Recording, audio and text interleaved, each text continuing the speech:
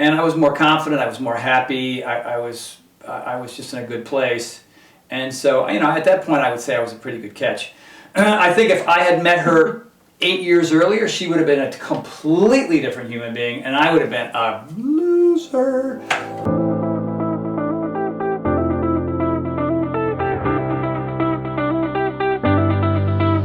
Hello, Mrs. Horton. How are you? Settling in, I see. I am. Hello, Mr. Horton. How are you, honey bun? I'm doing great, thank you. Honey bun. That's one of her multiple nicknames. This is true. Yes. One of 100.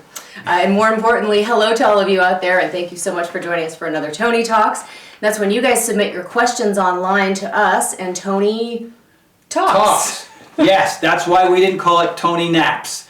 Probably not as interesting. All right, so typically we start with a story, a riveting, amazing, inspiring story, and this one is also pretty cool, but it leads into some surveys and some other scientific studies that are pretty cool for you moms and dads out there. So this comes from David from Rockford, Michigan, and he's sharing a photo with us, and hopefully it'll show up here at some point when I'm telling the story. So David says, PlyoX seems to be keeping the kids busy, and Tony preaching, get out of your comfort zone, has become the family lifestyle. At 7 years old, Ryan, who's in the front of the TV there, ran a 5K with his dad, holy cow. And Ethan, the 6-year-old in the blue shirt, is a wrestling and skiing fanatic, so I'm sure he'll be in Jackson Hole with me in no time. Yep. And Logan there, the little dude, is just trying to keep up with his big brothers, which is great. And so David says they love doing Tony and the kids too, so it's an all Horton house. God. Very wise, all of you. So here's a question for you parents out there, and I think this is kind of what we're going to do today, a little bit different. So parents, did you know that you are the single most important health role model in your child's life, and it's not their peers and their teachers, it's you. So according to one very large survey of kids under the age of 12, mom and dad ranked highest as their children's nutrition role models, and the persons the kids most are likely to look up to when it comes to that kind of information. Nearly 70% of kids reported that they are likely to talk to mom and dad about nutrition and the way their body looks. So mom and dad, there's a lot there, so that's really important. That same survey conducted by the American Dietetic Association Foundation also picked up on the family's activity levels. Kids were more likely to eat a meal or watch TV with a parent rather than playing outside. Wow. So that's kind of amazing. Now, according to the study, if mom and dad spent their time sitting around and watching TV, leading an inactive lifestyle, their kids did the same thing.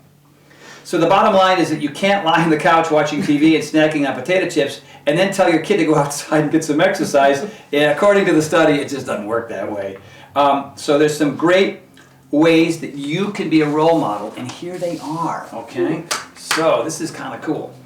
Number one, lead by example. Don't skip breakfast and workouts, and don't snack in front of the television or buy unhealthy snacks for you and the kids. Number two, go grocery shopping with the kids and make healthy choices together. Ha, that is awesome. 3, don't use food as a reward. Oh boy, because I know a lot of parents that do that, and that's not so good. So instead, reward with a fun activity that you can both do together. So great. Number 4, encourage physical play instead of screen time. Right? And that's something you're going to have to do with the kids as well. So number 5, have your kids eat the same things you do instead of preparing separate meals for everyone. Now, I've heard that before. Right, so there's going to be some transition period there, right? So you got to figure out how to make broccoli taste good. Mrs. Horton has, because I'm not a fan, and she makes it taste amazing. What's that broccoli that I like? What is it called? That buffalo broccoli? Oh yeah, buffalo broccoli. Yeah, gosh, you take buffalo and you just smear it on broccoli.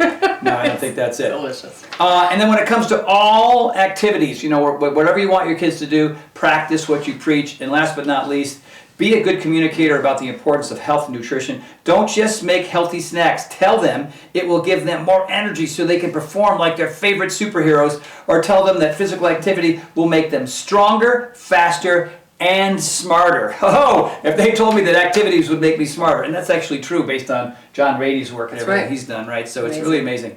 And if they ask questions, tell them to answer them. Take time to answer them and look up the answer if you don't know what it is. Or you can always consult me. I've got some answers. That's Google and Tony Horton.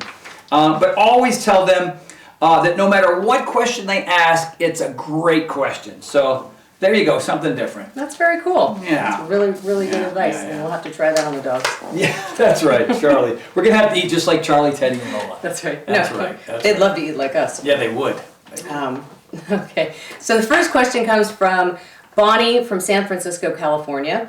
She says, Hi, I Bonnie. would like to hear more about how to work around an injury. I currently have a chronic bicep strain, and it's tough to work around that, but I just can't sit around forever. What's the middle ground? Thanks, Bonnie. Now, this is a great question because Tony knows all about that after tearing his biceps tendon. That is a great question, Bonnie, and as somebody who tore his biceps tendon, I know what it's like to, try to figure things out when one of your appendages is injured. So, other than back injuries, if you've got an arm or leg injury or hand injury or foot injury, you can still do things. When I tore my biceps tendon, I worked my right leg and my left arm, and I still managed to do a whole lot of cardio. I was able to get on my stationary bike. I was able to go for walks and hikes and things like that. I could even get on my VersaClimber, which is an arm and leg thing, but I would hold on and I would use my legs.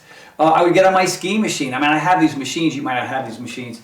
But, whatever parts aren't broken, try to use those as much as possible. And if you do, that'll accelerate your recovery time. I remember when I was exercising all the time, almost from the day I had this repaired. I think you started The second or following third day, just to get that anesthesia out of my body, I got on my stationary bike for a full hour, and I cleaned myself up. And every time I went into my doc, he says, "Oh my God, you're healing so fast. You're a freak." Pumping blood. Pumping blood, pumping that healing oxygenated blood into my entire body, which really helps speed things up on the side. So, that would be my advice. Just keep on keeping on. Do what you can. Modify where you have to.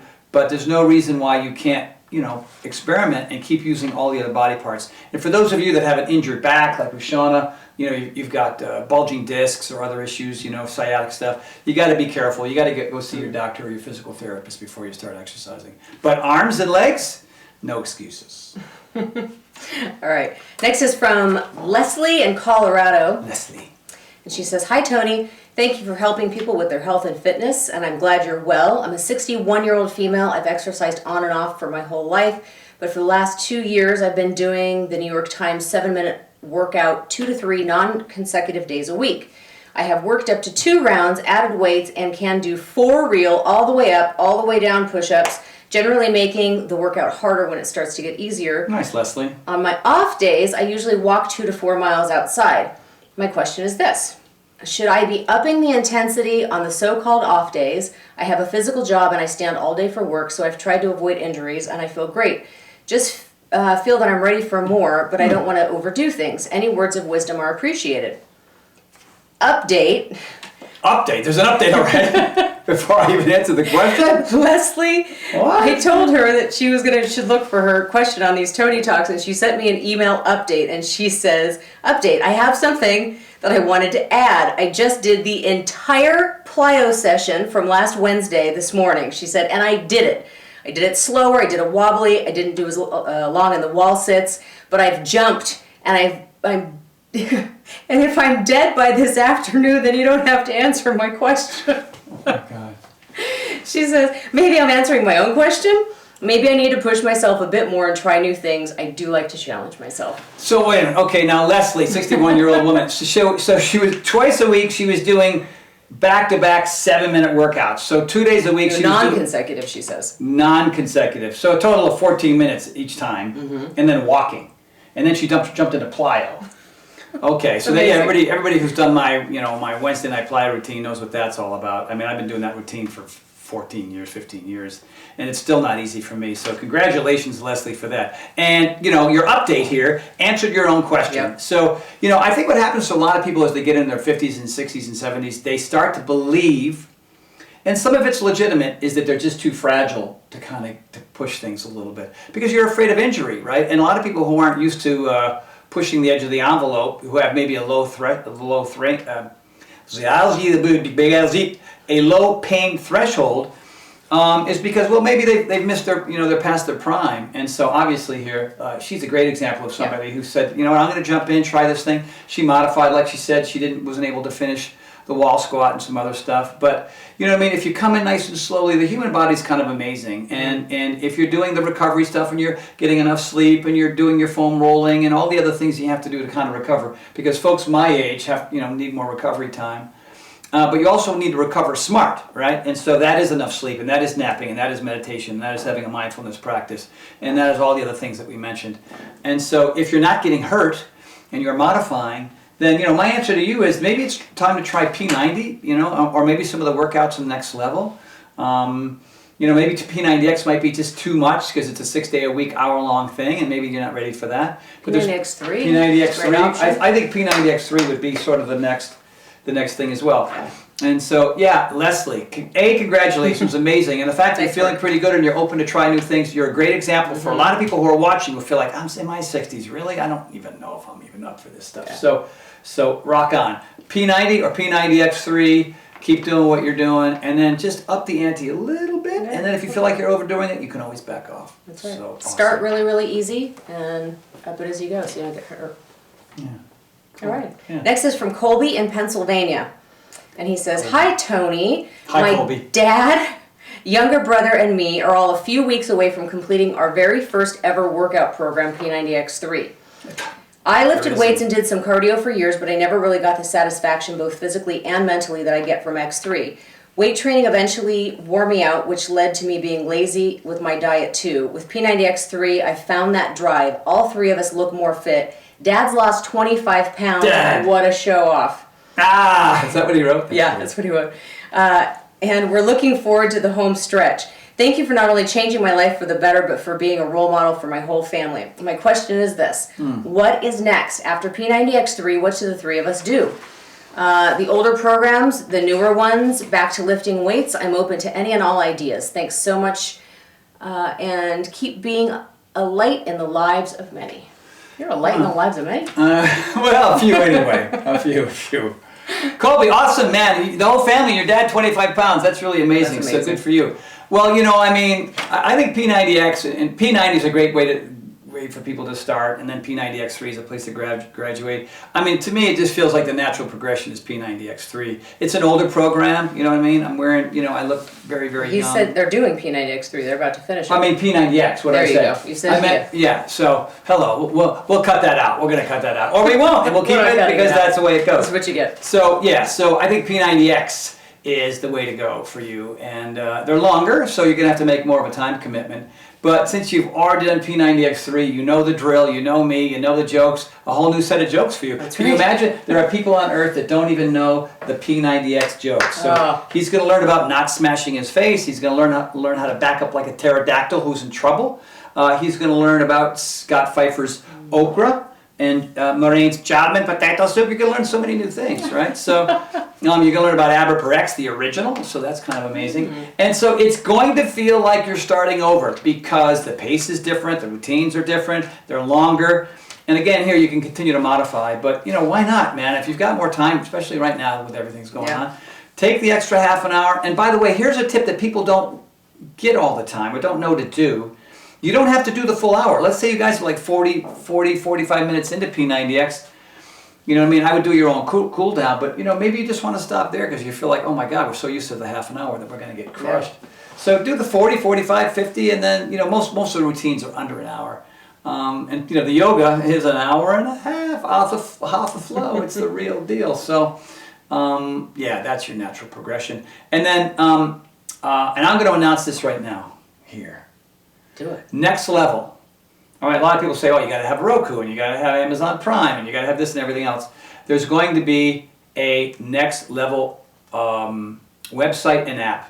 So if you live in Alaska, or you live in Canada, or you live in Brazil, or you live in Leningrad, or you live in Tokyo, or you live anywhere on the earth, you're going to be able to get next level. So check that out, you guys.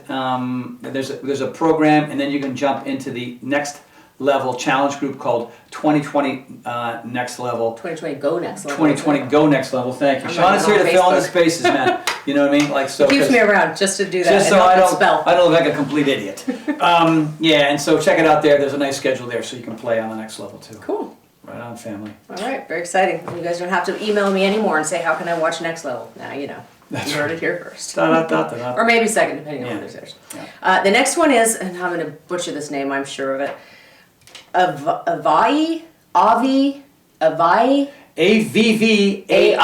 If that's you, write me back and tell me how to pronounce your name. Avai. And I'm very, very sorry. Avai. I'm going to say Avai. Avi. Avai. Avai. That's my final answer. Okay.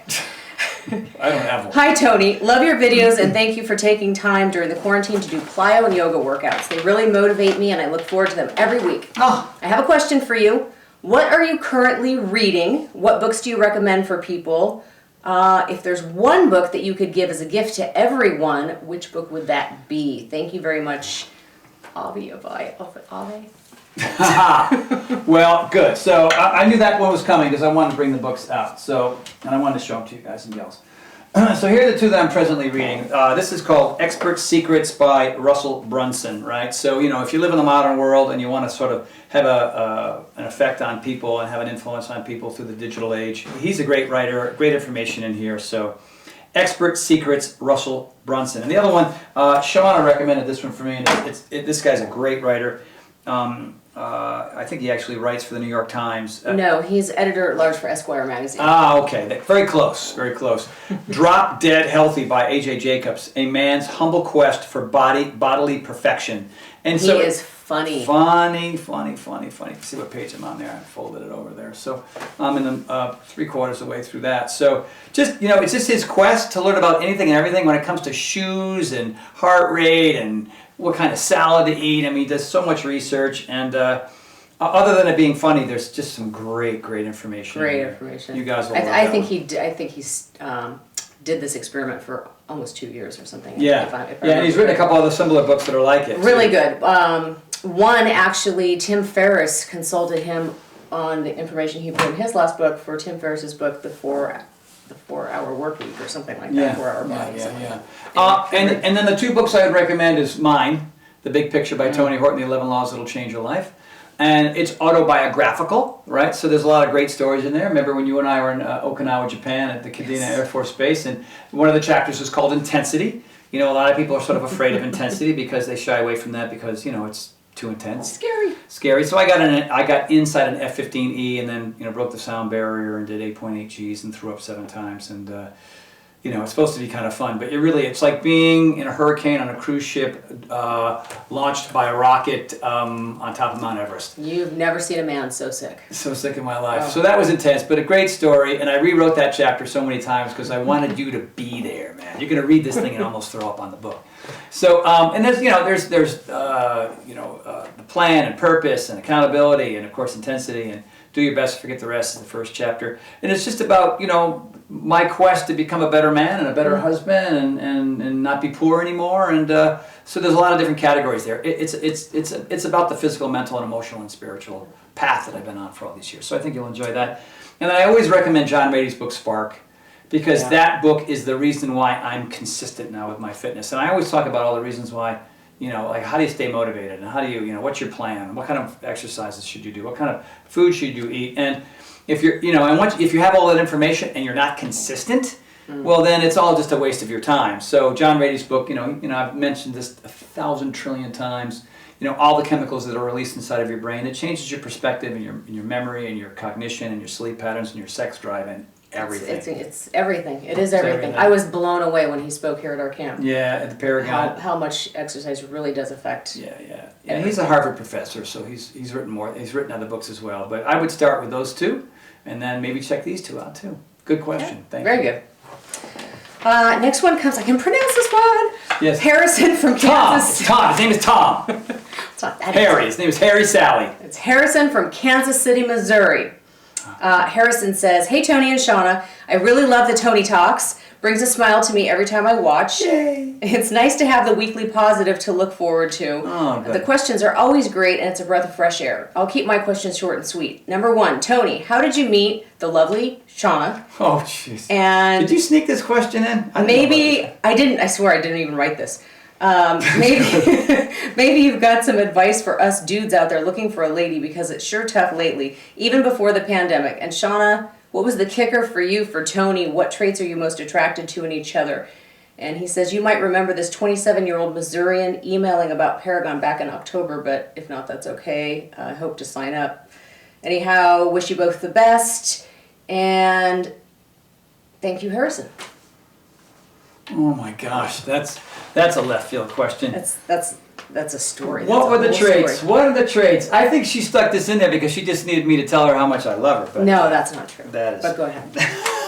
Oh, you're a biscuit. You know, here's the thing. I was single. Thank God. I was, It wouldn't have yeah, worked out. I was married to 3 women, but one in Saudi Arabia and one in southern France. I was single most of my life. I mean, I had relationships for a year, 6 months, or 2 years. One gal I was, with for 4 years.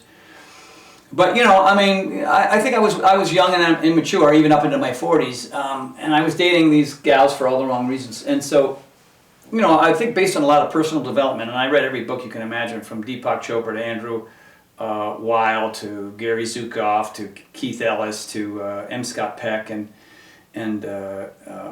Viktor Frankl, and these are all personal development folks. Tony Robbins was in there too, and I learned a lot about really who I was as a man and what I wanted in a woman. And so usually when you break up with somebody, I'll try to make this a little bit shorter than I think I'm going to make it. But when you break up with somebody, you get really discouraged and you just feel like, I'm a single guy forever. But I was at a point in my life where I was living my purpose. Right, so I had some success with P90X, and I wasn't living in poverty anymore, and I wasn't in debt anymore, and I didn't have a broken down car anymore, and you know what I mean. So those sort of things had been figured out, and so Shawna came into my life about that time, and I was more confident, I was more happy, I was just in a good place, and so at that point I would say I was a pretty good catch. I think if I had met her 8 years earlier, she would have been a completely different human being, and I would have been a loser. Not a loser, but just somebody who was struggling a lot. And so, as we got to know each other over the months and years, it was her sense of humor. I mean, you guys and gals know me, I just love silly, and she's as funny or funnier than me. She doesn't reveal that to the general public very often, but, certainly with me, she has the same sort of irreverent, silly, crazy, sharp sense of humor, and she's a pretty good looking broad as well. Not that it's about that, because past the skin it goes deeper and deeper and deeper. She's smart, so smart. I mean, this whole room, if you could see the cameras and the lights and all the whole thing, she did all this work, you know what I mean, because she's part of a team, and we trust each other.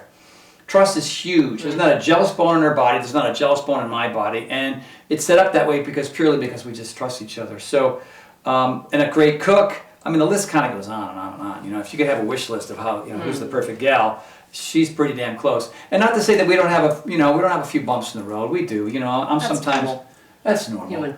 Human. But the right thing is that she doesn't hold on to it. Like, find a gal who doesn't, like a jealous woman who holds on to stuff for like 3 or 4 weeks, even though you've had sort of a clash. You're kind of like a duck. It just rolls right off your back after a short time. And we've built a history together. Like, if you look at us over the course of time, the bumps in the road are very few and far apart. And in general, we still look at each other now, 11 years in, and go, oh my God, is it better than ever? I mean, how freaky is that? Yeah. And I think it's because she's smart. I think it's because she's funny. And I think it's because she's, because of all those traits I mentioned. So now it's your turn. So I'll answer your question, how we met.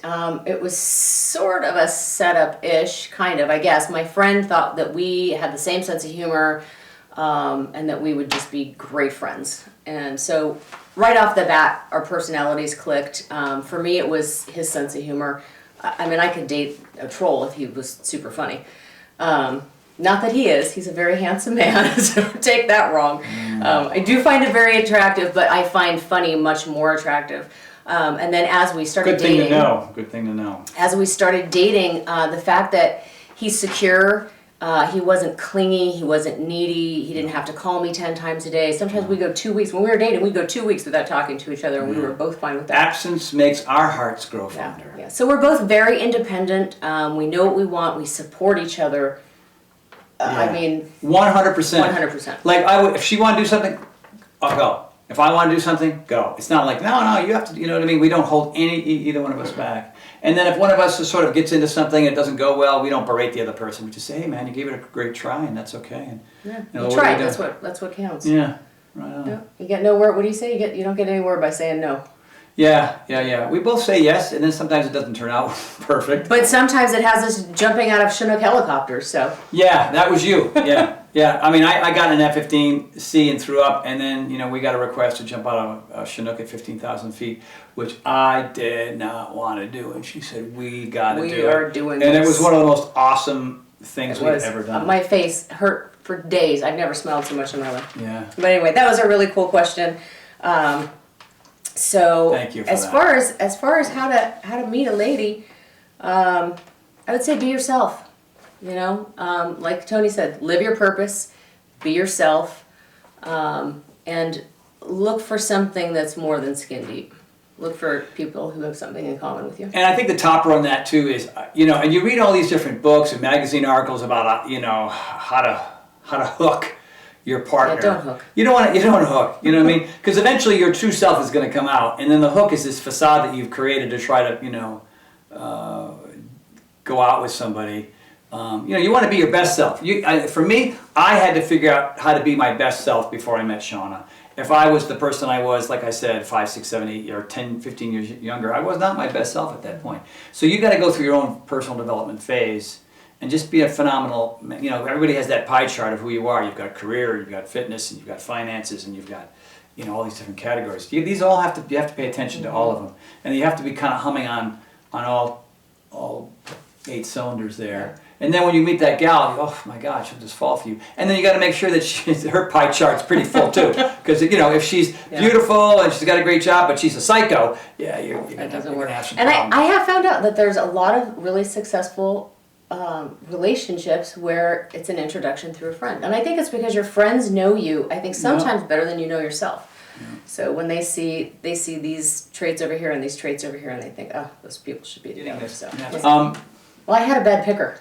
What do you mean you had a bit? You had somebody pick people for you? No, I was bad at picking people. Oh, you said I had a bad picker. Picker. You had somebody who was like picking them for My you. picker was off. Well, I had people who were trying to set me up. They were my pickers. Yeah, I didn't pick well, and they didn't pick well, and I understand that. So I don't know where we're going with this. It worked with us last time. Yeah, it sure did. Worked with us. Yeah, our friend Tamara K. Thank you, Tamara K. Thanks, Tamara. Well, that you know more about Shawna and I now than I think anyone in the world, more than I think half of our friends. So there you go. That's a great question, and I hope it helped you find the right gal in your life. All right, be a whole person. Find a whole person. Be loving and forgiving, and I think you'll be all right. So there's still time. How old was I when I met you?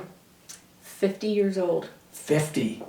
50, that's right. 50. So you got time, man. Now I'm 62. My mom had the love of her life at 50 or 55, I think. That's right. 55. That's right. Yeah. So, well, there you go, everybody. There's another Tony Talks. Tune in next time, and we are going to talk about unstable ankles. Yeah, that's it. The whole half hour. Ankles. Ankle talk with Ankle Tony talk. and Shawna. All right, everybody. Thank you so much. Thank you so much. See you next week. Bye.